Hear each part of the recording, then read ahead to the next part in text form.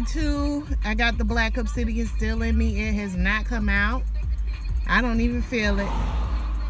Yesterday, while I was cleaning up, I noticed that I started crying because I was just thinking about my fears. My biggest fear, I don't know how to study. My biggest fear, I'm a bad teacher or I will be a bad teacher. And I was just crying a little bit. And I was like, why am I crying? Oh my God. Black obsidian. Today, my vagina is very quiet. Nothing is being said today. I don't feel anything today. I did, however, have to balance all of my chakras with all of my crystals. I had to lay on the floor because I've been going through a lot. And I just got out of surgery, so I'm feeling some kind of way about that. Having an organ removed. It was my gallbladder. So, you know, I just felt like I needed to actually read the metaphysical books that I have and learn how to meditate and balance my chakras. And I have to say, I did feel the energy from the crystals. Later, I'm going to do a video about various types of crystals and their purpose. What you do with them, how you clean them, all that kind of stuff if you don't already know. So I just wanted to say that. It's going good so far. I'm not going to push her out. She'll come out on her own. I wouldn't, if I were you, if you're doing it, let it come out when it's ready to come out. And do not get the one with the holes, the drilled holes in it so you can pull it out. Those are awful to clean. Nobody has time for that. Okay? Okay? Thank you for watching. I'll hit you up when something else happens. Alright?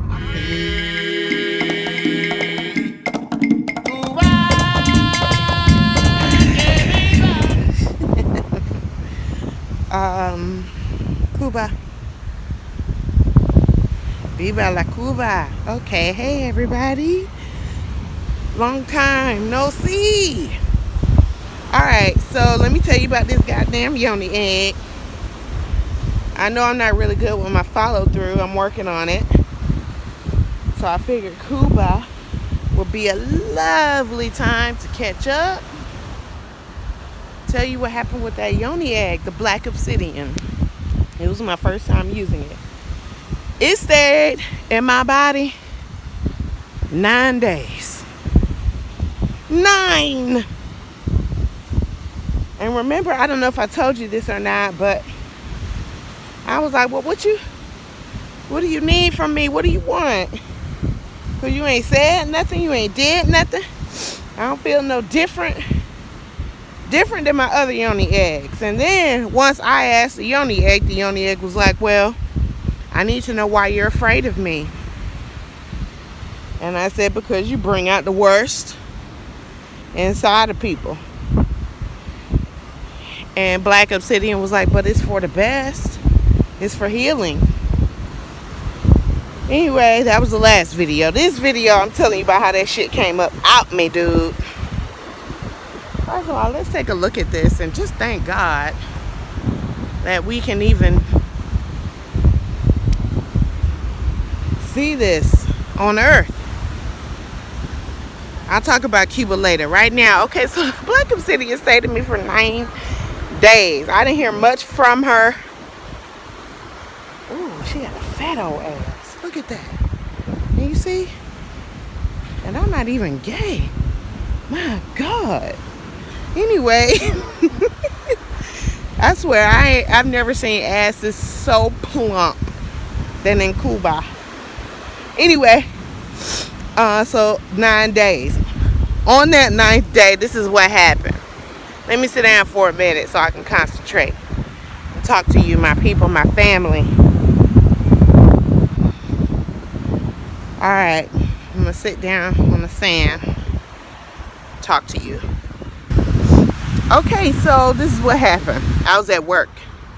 We went on a field trip to the Jimmy Carter Museum. The field trip was very fucking unorganized. for whatever reason. But we were making it.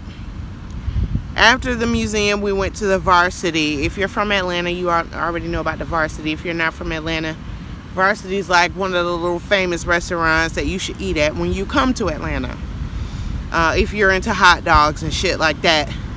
For me, that was my last time eating there because I recently had my gallbladder removed. And I feel some kind of way about that. Excuse me for the sun mustache. Anyway. So we're at the Varsity. I'm with my kids, my class. I'm a kindergarten teacher. We were having a rush because the field trip was on a Friday.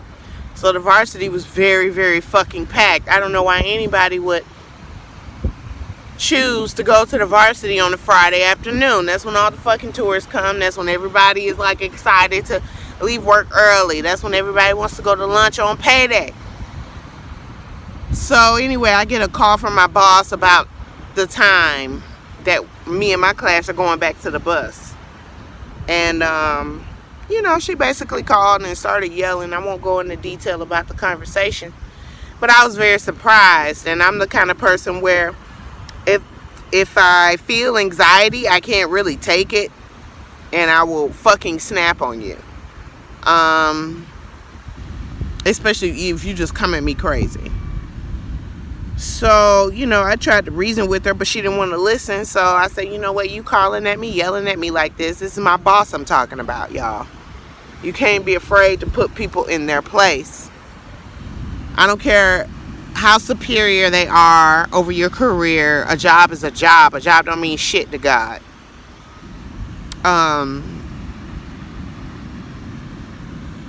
Anyway. So I said, you know what, you calling me, yelling at me like this is unfair. And I hung up on my boss. Never did anything like the such. Don't think that I'm just the kind of person that's just unruly at work. I am unruly, but I'm also respectful. I would never just hang up in somebody's face. And the boss just happens to be a friend of mine from college's mother. So I hung up. I'm like, I'm not dealing with that. I just got out of surgery.